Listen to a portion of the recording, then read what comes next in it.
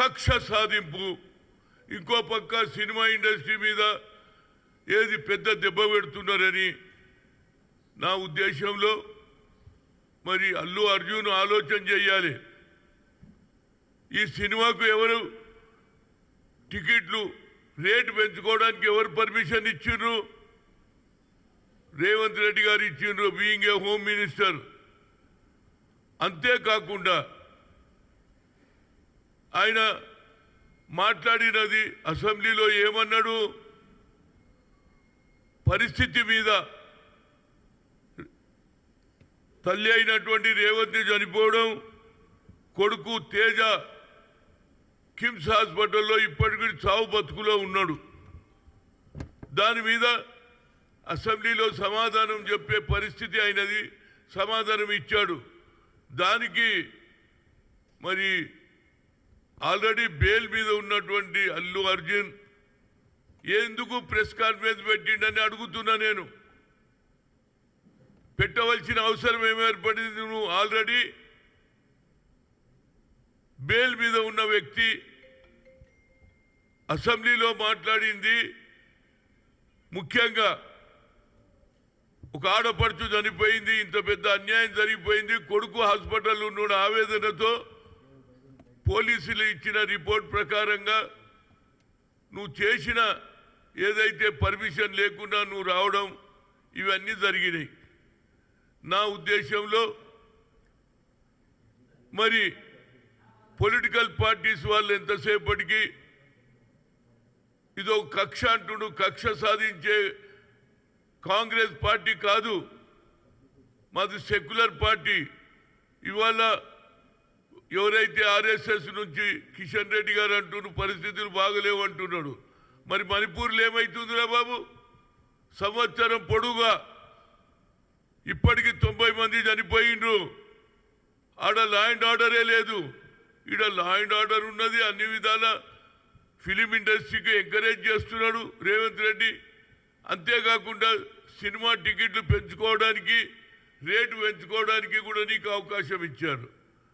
కనుక వీళ్ళు కొందరు, అది బీఆర్ఎస్ కావచ్చు, బీజేపీ కావచ్చు, పొలిటికల్ అడ్వాంటేజ్ తీసుకోవాలనే వాళ్ళ ఆలోచన.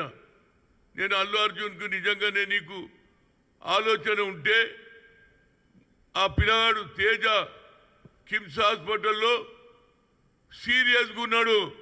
మృత్యుంజయ యాగం చేయిరా బాబు, నీ ఇంట్లో ఆయన బాగుపడాలని మృత్యుంజయ యాగం చేయి.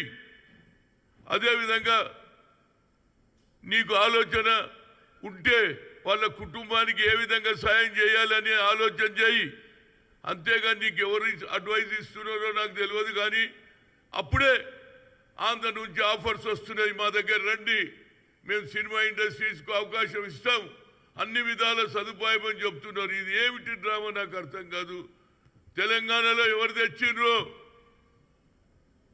ఈ తీసుకురావడానికి? డాక్టర్ మర్రి చెన్నారెడ్డి మద్రాసు నుంచి ఆనాడు నాగేశ్వరరావును మొదలు పిలిచి ఆ తర్వాత ఎన్టీ రామారావు అందరూ వస్తే ఇక్కడ ఫిలిం ఇండస్ట్రీకి మంచి కోట్లు ఉన్నటువంటి ఏరియా, భూమి ధర ఉన్నటువంటి ఏరియాకు తక్కువ ధరలో మీకు ఇచ్చినా లేదా? ఈడ ఫిలిం ఇండస్ట్రీ పెట్టిండ్రు, ఇండ్లు కట్టుకున్నారు, అదేవిధంగా స్టూడియోలు కట్టుకున్నారు. కానీ ముఖ్యంగా అల్లు అర్జున్కు మేమేం తప్పు చేయలే, ఆనాడు జరగలే. సంజయ్ దత్కు ఆనాడు AK-47 దొరికిందని సంజయ్, ఇది మన ఫిల్మ్ యాక్టర్ సునీల్ దత్ కొడుకు, ఆయన కూడా పార్లమెంట్ మెంబర్, ఆయన కాంగ్రెస్లో ఉన్న కేసు అయిందా లేదా?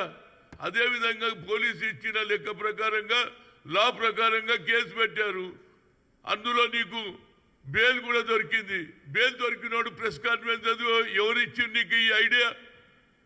ఇప్పటికన్నా నీ ఆలోచనలో మార్పు రాని, మృత్యుంజయ యాగం చేయి. పోయి ఏది మన భువనగిరి దగ్గర ఏదైతే గుడి కట్టినరో తిరుపతిది, ఆడ పోయి ఉండిలా డబ్బులేయి, లాభాలు వచ్చినాయి కదరా బాబు. ఆ లాభంలోనే కొంత భాగం మృత్యుంజయ యాగం చేయి. దేవుడు అన్నాడు, అరే పాపం వాడు బతకగలుగుతాడు. అంతకాకుండా ఒక్కొక్కడు పోతున్నాడు, రోజు ఒక స్టేట్మెంట్లు ఇవ్వడం, కాంగ్రెస్ పార్టీని బద్నాం చేయడం, రేవంత్ రెడ్డి ఏం తప్పు చేయలే, అకార్డింగ్ టు లా ఆయన మాట్లాడిండు అంతే తప్పితే దానికి నాదేదో నా మనోభావాలు దెబ్బతిన్నామని సచిన వాళ్ళ కుటుంబాలు ఎంత బాధపడుతుందిరా బాబు. ఒక పక్క తల్లి చనిపోయి కొడుకు ఏమో ఉండే, వాళ్ళ నాన్నమ్మ ఏడుస్తుండే, నేను పోయి చూసి వచ్చిన, కానీ నేను పొలిటికల్ స్టేట్మెంట్ ఇయ్యలే. ఎందుకంటే అక్కడ పరిస్థితి బాగలేదు.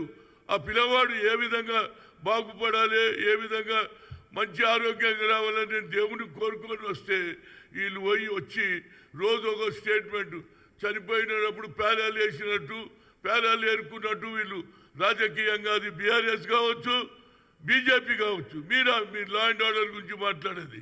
అసలైన తొలి వెలుగు. ఫాలో వాట్సాప్ @తొలి వెలుగు official.